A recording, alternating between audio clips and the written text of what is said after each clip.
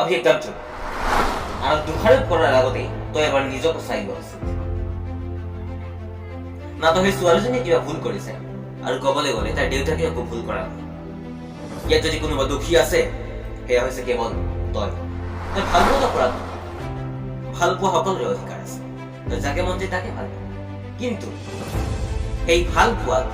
জীয়াই ৰাখিবলৈ তই কিন্তু সংগ্ৰাম কি হয় কষ্ট কি হয় সেয়া তই পাহৰি গৈছ আৰু সেয়াই কিন্তু চবতছে ডাঙৰ এটা কথা সেই ছোৱালীজনীয়ে তোক কি বুলি দেউতাকৰ আগত পৰিচয় দিলে মই কাক ভাল পাওঁ মই এজন বেকাৰ এইম বেছ এম্বিশ্যন নথকা এজন ল'ৰাক ভাল পাওঁ